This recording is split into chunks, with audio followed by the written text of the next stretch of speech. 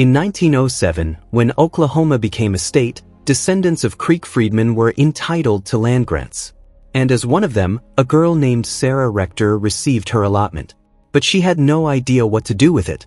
That land was no good for anything but tornadoes and snakes. Her father said they had to sell it. But one day, Sarah heard something beneath her land. She heard the oil flowing underground like a fast-moving river. But Sarah's parents didn't believe her. And they didn't even have the $30 to pay the property tax. But Sarah was certain she had heard the oil. She said, "God gave me ears to hear it. He gave me the land for a reason." So Sarah and her father Joe started visiting the oil companies in Muskogee. But these people wouldn't even let a black man enter their offices. They kept throwing Joe out. Joe went to a company called Pan Oklahoma Petroleum, but they mistook him for the trash man. Meanwhile, Sarah walked into a cafe. But this cafe was for whites only. A man sitting there offered thirsty Sarah a lemonade instead of water. After Sarah drank the lemonade, the waitress picked up her cup with a towel. Sarah tried to thank the man, but the waitress quickly ushered her outside. On the other side, Joe was handed the trash. He said, "I'm not here for the trash. I came to ask if you'll dig for oil on my daughter's land." Just then, Sarah barged in.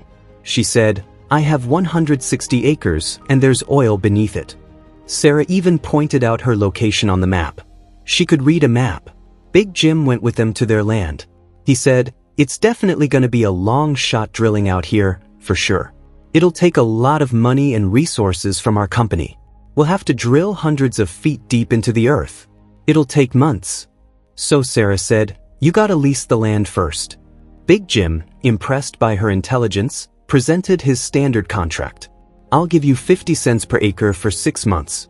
But Sarah knew the standard rate wasn't 50 cents, it was $1. She demanded a 1/8 royalty on top of that. Big Jim said, "All right, I'll give you 8 points if there's a gusher." Sarah read through the entire contract first.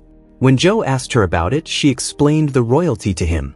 So for the next 3 months, the Pan Okie company started drilling. Work went on full speed. But after 3 months, Big Jim said, "We came up dry. You can have the equipment. It costs more to haul it off than just leave it." Hearing this, Sarah felt defeated. But just a few days later, a man came to their house to buy the land. He told Joe, "How about we discuss it man to man?" Joe asked Sarah to leave. As Sarah walked away, she said, "It's my land." She stood to the side, listening to everything. The man offered Joe $2 per acre. Joe said, "The county office told me it was worth $3. The man replied, "Are you going cagey on me?" Joe said, "This is my daughter's land. I need to make a little profit." The man immediately offered $6. Joe said, "It's a fair offer, but I need to ask my daughter first." Hearing this, the buyer turned around and left. But Sarah understood that Pan Okie must have sent this man. They had definitely found something there, and now they wanted it for themselves. Sarah's mother Rose quickly pulled out the land deed. White folks can do with land what they want as long as they got this. The whole family rushed to hide the deed in the land. But then they saw a car approaching. Sarah's family hid. These men, armed with guns, entered their house and started searching for the deed. Sarah's dog Blue ran toward them, barking. But they shot him. The men left. Big Jim got angry at them. "Now they know that we want it." Meanwhile, Sarah's dog Blue, wounded from the gunshot, ran off somewhere. Sarah said, "That deed is a curse. They'll shoot us too." But Rose said, "You were the one who said God gave you that land for a reason." The next day, Sarah went looking for her dog. All she found was his collar. But while searching for Blue, Sarah ended up at an oil camp. She wasn't afraid to walk among these rough men. And that's where she ran into Bert again, the man from the cafe. Sarah told him, "We met at the cafe. And you were circling names in the newspaper." Bert's partner Mace said, "Yeah, that must have been him." Bert was also searching for oil. He called himself a finder and a wildcat. Sarah explained, "There's oil beneath my land. Pan Okie leased my land and tried to ditch me by saying it's dry. And they sent a swindler to con me into selling the land outright, offering me $6 an acre for a dry hole." Sarah needed a partner now, someone who could help her get the oil out. But Bert said, "Good luck with that, honeybee." Hearing this, Sarah got angry. I'm offering you a business proposition, and you're treating me like a child." Bert stood up and walked back to Sarah. He asked her about her land. Bert didn't have his own equipment to extract the oil. Sarah said, "No problem. Okie left all their equipment on my land." Hearing this, Bert grabbed his partner Mace and headed out with Sarah. But Sarah said, "Before we go, we need to work out our terms." They decided on a 50-50 split and shook hands. Bert was thrilled when he saw the grade A equipment. He said, "That's some good ground too. It's a classic anticline dome." Bert got Sarah's parents' blessing and started drilling. Okie had already drilled 1,000 feet deep. After they abandoned the rig, they gave it a new name, Sarah's Oil. One day, while talking, Bert explained, "Mace and I started with gold and silver, and now we've moved on to oil. We've done it all. I once made 70 grand on a gusher, and then I lost it all on the very next dry hole. They were sure there was oil here. The question was, how much?" Just then, Big Jim showed up. Mace ran inside and grabbed a gun. Big Jim said, "This is my land. I'll give you 20 minutes to leave." He had the lease. Big Jim had smudged the date and changed it. Sarah said, "That's no better than kids cheating at school." Bert aimed his gun at Big Jim. Big Jim called Bert a bunco man, someone who cons women out of their money. Big Jim offered Sarah $20 an acre. But Sarah said, "I ain't selling." Big Jim's arrival made Bert realize there was a lot of oil here, and they were fixing to fight them for it. One day, while drilling, their machine started having problems. Bert told Mace to stop the machine. Everyone was afraid the machine would blow. Mace checked from below and said the machine was stuck. They were nearly 1,500 feet down. But this might be the end of the road. We'll have to abandon the well. But Mace said, "We could dynamite the loose rock." Bert thought it was too risky and would require a lot of explosives.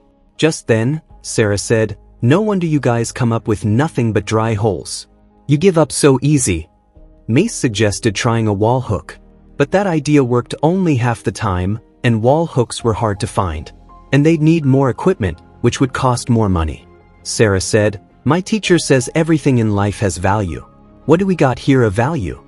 Hearing this, Bert got an idea. He took Sarah and a mud sample to a geologist to get it tested. The test would cost $10. Bert pulled money from all over his clothes and scraped together the $10. The test would take a few hours. Bert and Sarah went out for a walk, and Bert ran into a woman there. Bert had claimed to know her dead husband, who was going to buy little oil leases in her name. Bert charmed the woman with his words. She invited him to dinner. In other words, Bert had flirted with this woman before. A little while later, the geologist told them, "The oil is likely down a few more thousand feet, and it's not good oil because it's heavily tainted with salt water." Bert and Sarah felt discouraged again. But something didn't feel right to Bert. They waited there for a while. As soon as the geologist stepped outside, Bert grabbed him. "Where are you going?" The geologist was taking the sample to Okie. They had paid him off. Now they'd have to get the sample tested properly. Bert said, "There's an old man in this coon town up there." Coon is a racist term. Hearing it, Sarah got angry. Bert realized he said something wrong. He apologized to Sarah. Sarah said, "That kind of talk is automatic with some people." Bert said, "But that ain't me." Sarah said, "The town coming up is Taft. It's a black town. My town." They went to see a man who didn't have a degree from any recognized school, but he said, "I know more than any still-breathing geologist." He charged $5 for the test. Bert and Sarah sat there, waiting for the test to finish. When the test was done, the geologist got excited. He said, "I have never seen anything like this. It's got density that's alarming." The gravity reading came in at 40 degrees, which was the lightest. The crude is so pure that the field could be the richest in all of Oklahoma. Sarah's got trainloads of oil. But their well was stuck, and they needed a lot of money to fix it. Mace said, "Should we rob a bank now?" So the next day, Bert went to the bank to get a loan. He showed them his sample. Bert needed $2,000 to buy a wall hook, but the bank wouldn't give a loan on a clogged well. It was too risky. As he was leaving, Bert spotted some women. He started flirting with them outside a cafe. He took one woman after another into the same cafe. Sarah was watching all of this from a distance. She walked straight up to them. I'm Bert's business partner. She laid out her proposition in front of the woman. We need equipment, and it's expensive. Sarah said, Bert was talking to another girl too. She's nice and all, but I don't think he likes her as much as you. The waitress there told the marshal to do something. As soon as Bert and Sarah saw the marshal, they got up and left. Bert went and bought explosives. The seller saw Sarah and started walking toward her. Bert said, She's with me. Just as the seller was about to make a racist statement, Bert punched him.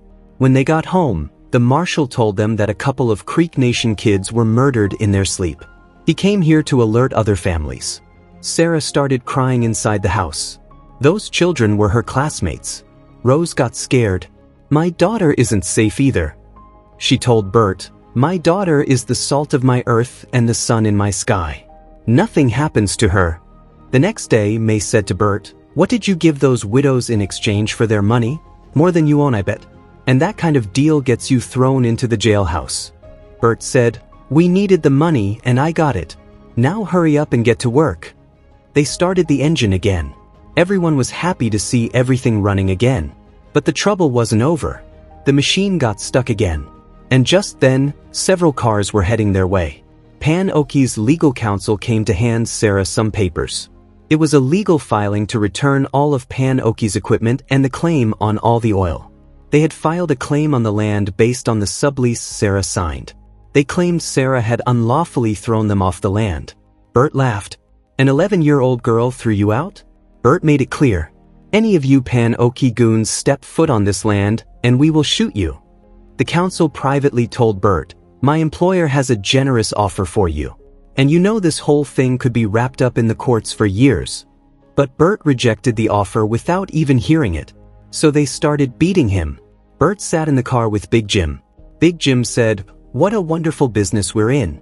But what's this little girl gonna do with all that money? Courts have concerns. Local judges are tired of dealing with an uneducated and underage ex-slave population. The state is insisting on white guardians. Bert just had to become Sarah's guardian. And after that, he could sell the land to Pan Okie. Bert thought for a moment and demanded 15 points in return. Big Jim said, Standard royalty is 12.5. Bert said, If you want me to Welsh on this girl, you gotta make it worth it for me. Big Jim agreed. After that, Bert went to Sarah and told her whole family to grab their rifles and leave the house. Rose said in fear, If they want the land, they can have it. Rose was only worried about her daughter's safety. Bert told Mace about the Pan Okie deal. We'll get 15%. And you heard Sarah's mom. They want out, and the well is spiked. The best thing we can do is let the big dogs come in and spud a new well. But Mace didn't want to betray Sarah. Bert said, In the world we live in, they're not gonna let a colored girl hold onto a mother lode this size. And besides, I'm gonna make it up to her afterward. Meanwhile, when Sarah's family got home, their dog was back. He was alive. Everyone was happy to see him. That night, Rose asked Sarah, If I had asked you before, what would you give to have Old Blue back? Sarah said, Everything. Rose said, You still feel that way? Rose believed it was a sign. The very next day, Bert came to get Sarah to sign the guardianship papers. Sarah said, This makes you the boss of my life. Bert said, I need you to trust me, because I know the system and how to work the system. As Sarah signed, she looked at her parents. She asked Bert, This is so you can protect me, right? Bert said, Yes. Sarah signed. Now there would be a court hearing to make sure everything was verified. Sarah shook Bert's hand, just like before. Bert left. Joe didn't trust Bert much. He's been chasing riches his whole life. Is he worthy of trust? Sarah believed he was. Her father didn't. Sarah's mom said, Well, I won't tolerate this at my kitchen table. We can't see what's inside a person's heart. But tomorrow, we can walk into that courtroom with our heads held high. That meant Sarah would have to speak in front of the judge. Rose said, God will give you the words. Outside the court, many black people came to support Sarah and oppose the white guardian law, because many guardians were stealing oil-rich land from their trustees. And everyone had found out there was oil beneath Sarah's land. Sarah arrived at court. A woman, Miss Barnard, volunteered to offer her services on Sarah's behalf. But the judge made her sit back down. The judge verified everything with Sarah. Sarah asked, "Why can't my parents do it? The state gave me that property on account of my ancestors." She said, "When the land had only weeds and lizards, it was all mine. But when people found out there was oil on it, they started thinking it's theirs. And I have to get a white guardian." Sarah just wanted to keep what was given to her. She said, "Isn't that what the law is for?" The black people in the courtroom started supporting Sarah. The judge adjourned the hearing and granted guardianship to Bert. Bert's mind was racing. As soon as they stepped outside, Joe asked Bert for a copy of the papers. Miss Barnard would keep track of everything on their behalf. Bert handed over the papers. Bert told Sarah, "I just need you to trust me." Then he went straight to Big Jim. He said, "I need 15 points, and not for her land, but for every parcel around it." Bert knew Sarah's land had 40.6 gravity, and Big Jim was buying up the surrounding parcels to steal their oil. Big Jim quietly accepted Bert's conditions. Bert said, "And I want her safety guaranteed." Sarah saw Bert going into the Okie office. She went up to him and said, "You said you'd do right by me." Bert said, "And I am. I got a plan. The oil industry is tough." Bert said, "You'll get your share." But Sarah said, "This ain't about me. It's about your soul, Mr. Bert Smith." Mace dropped Sarah's family off at home. But on his way back, he spotted a hidden car. It was Okie's men. They pulled out guns and confronted Mace. Mace pulled out his gun too, but there were two of them. They killed Mace. Hearing the gunshots, Rose told her two children to run toward Creek Nation. Okie's men had arrived outside their house. Rose grabbed a knife. Joe grabbed his gun. A little while later, Bert saw Okie's men leaving. Miss Barnard appeared in front of Bert. She was taking a journalist named Mr. Farr to meet Sarah. Bert asked her to take him along. When they arrived, Joe came out with his gun. He explained that Okie's men had come for Sarah. "I had to shoot to get them to leave."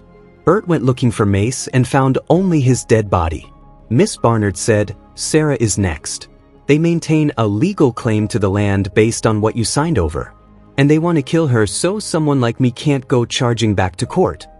Bert said, "What if we go back to that judge and cancel the guardianship and give it to you? But for that, they'd have to find Sarah." Sarah, her little brother, and the dog were waiting for their people at South Stream, following their mom's instructions. Okie's men entered Creek territory. They asked about a colored girl.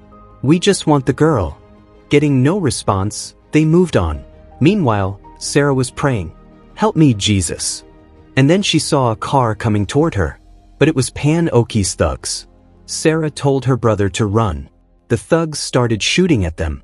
But just then, the tribal police arrived. Sarah's family came right behind them. Rose reunited with her children. Sarah found out about Mace's murder. Bert apologized to her for everything. Barnard went to the judge. The young lady's guardianship needs to be re-examined. And America is watching as her life remains in danger. The judge understood and found a mistake in the documents. Bert wasn't from Oklahoma. He was from Texas. But he had claimed in the documents that he was an Oklahoma resident. He couldn't prove full Oklahoma residency. Because of this, the guardianship became null and void. Sarah made Miss Barnard her next guardian. The judge would notify Okie about this. But he told them to be prepared. Bert had a plan to stop Okie. He brought dynamite. Rose asked, "What's this for?" Bert said, "We bury that dynamite about 1,000 feet underground. So either that well is gonna cave in on itself, or it's gonna bring forth everything we've been hoping for." The next morning, Big Jim arrived at Sarah's land. He came with a white flag just to talk. Bert let him come inside. Rose hid both her children.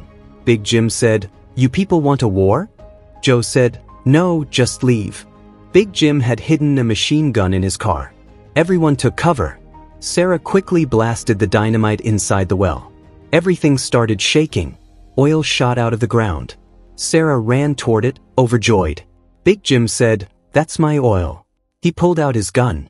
But Bert stopped him. "I've planted dynamite on your surrounding wells too." As Big Jim aimed his gun at Sarah, Joe shot the gun out of his hand. The police arrested him. Sarah danced with joy, watching her oil. Her dream had come true. Sometime later, everyone was celebrating. But then the widow showed up, the one Bert had borrowed money from. Bert would have to leave. When Sarah saw him going, she said, "Where are you going?" Bert explained that the widow owned 250% of his share. Sarah said, "But we're partners. I'll help you." But Bert didn't want to take Sarah's money. Sarah had already taught him so much. She talked about his soul, something no one else had ever done. Bert said, "I'm a treasure hunter. Some other treasure is out there waiting for me." Despite Sarah's protests, he said goodbye and left. After that, Sarah did many things. But the first thing she did was buy that cafe and open it for everyone. And with that, friends, this story comes to an end. Let us know in the comments how you liked this explanation. And don't forget to like the video and subscribe to the channel.